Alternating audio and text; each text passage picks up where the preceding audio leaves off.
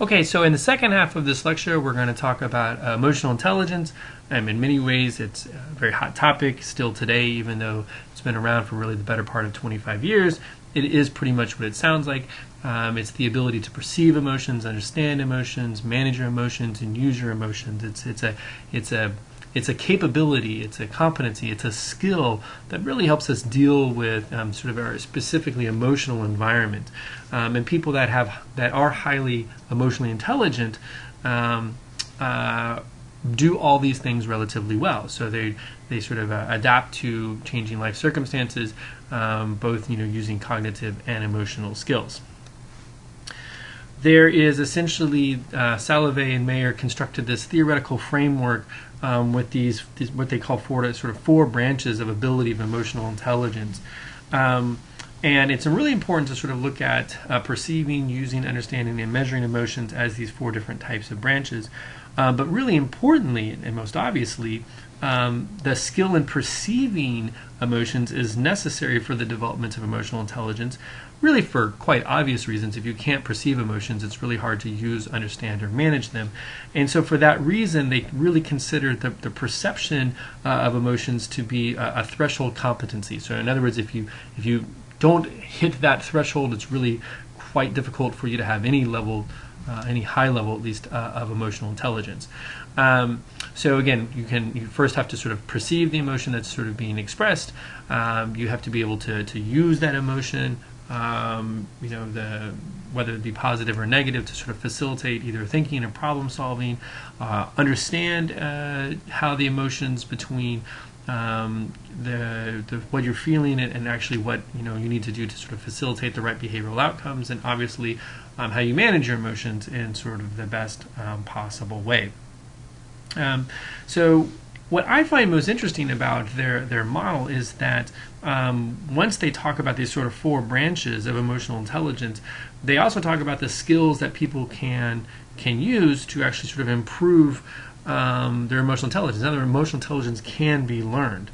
And one of the ways that they actually both measure emotional intelligence and help people improve their emotional intelligence is through their emotional intelligence test. For example, they actually have you look at photographs of people's faces and identify the emotions that they're actually experiencing. And of course, if you do that repeatedly, you're going to get better at perceiving emotions, and then obviously you're going to be better at being more emotionally intelligent. Of course, there's a whole list of all kinds of huge benefits that people with high emotional intelligence seem to exhibit. Most of them, quite obviously, around sort of social effectiveness. For example, in a study that they conducted, or at least Salovey and his colleagues in 2004, when they looked at self-reported emotional intelligence and social behavior, college students' ability to manage their emotions was positively associated with the quality of their social interactions. As you can imagine, if I can understand your emotions, then our interaction is probably going to go better. People who are highly emotionally intelligent are probably going to involve themselves in situations that will actually help assist others. And so you can see why a person would want to be high in emotional intelligence, because of all the benefits of it. And again, probably some of the best news is that emotional intelligence can ultimately be learned. And so what they say is there's essentially 16 skills, 4 that are associated with each of the 4 different types of branches. These different types of skills are really robustly associated with positive interpersonal functioning. And if you want to learn more about how to increase your social intelligence, look at essentially the 4 skills that are associated with each of the 4 branches. You may have heard the idea that older adults are actually happier. There's an incredible series of data that shows that people's nadir in their happiness really sort of hits its lowest point at around your mid-40s, and then you get happier. And so in many ways you could say older is happier. And part of the reason for that is Cartenson's social emotional selectivity theory. And basically what it says is that older adults focus less on sort of negative emotions. They engage more deeply with emotional content, and they really savor the positive aspects in their life. And so what we really see is that this type of theory was built to really try and understand why, as people's sort of physical and cognitive abilities are actually really declining as they get older, their older adulthood is really characterized by increased subjective well-being.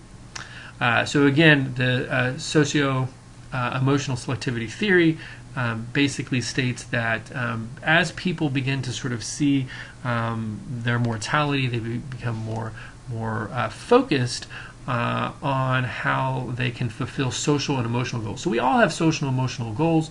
The problem is that sort of when we're younger, we tend to sort of think that we can work on those goals later, and essentially as we become older, we can actually, or we tend to become a little bit more focused, at least in our time and our energy and our money, on fulfilling those social and emotional goals that we already have.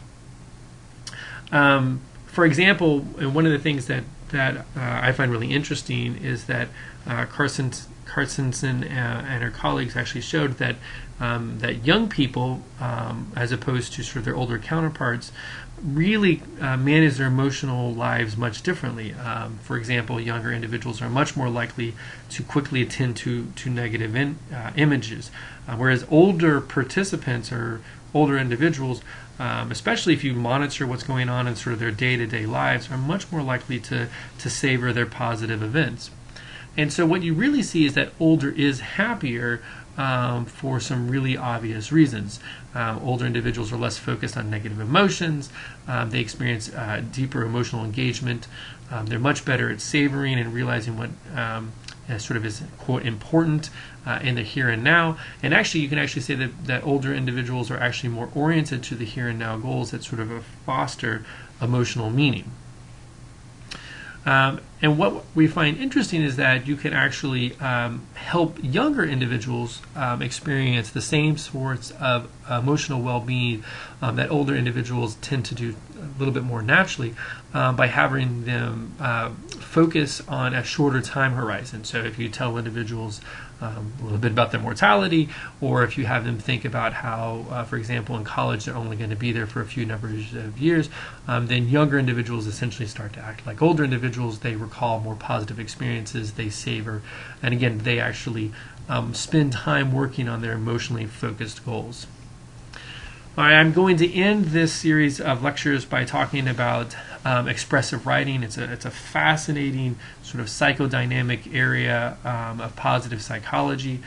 Penny Baker, for really the past 30 years, has spent time talking about the benefits of expressive writing, having people spend time reliving and recalling their most really traumatic experiences of their life. And of course, as you might expect, when you randomly assign people to spend time thinking about their deepest thoughts and feelings, they actually experience a lot of distress initially. And you can, again, look at this as the prompt that they typically ask people to think about, and they have them write about these types of stories for a long period of time. But again, you're going to be looking at your sort of deepest thoughts and feelings about the most traumatic experience in your entire life. And even though it's more distressful in the beginning, there are all these types of long-term benefits from emotional storytelling.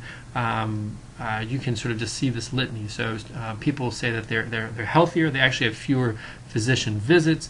They have higher psychological well-being, higher physiological functioning. Their immune system is actually better. You actually see people's grade point averages increase. A friend of mine did a study where people's GRE scores actually went up. And you can actually look at one of the other videos online where Penny Baker talks a little bit about this. But it's beneficial for pretty much everyone, of all ages, cultures, social class, and personality types.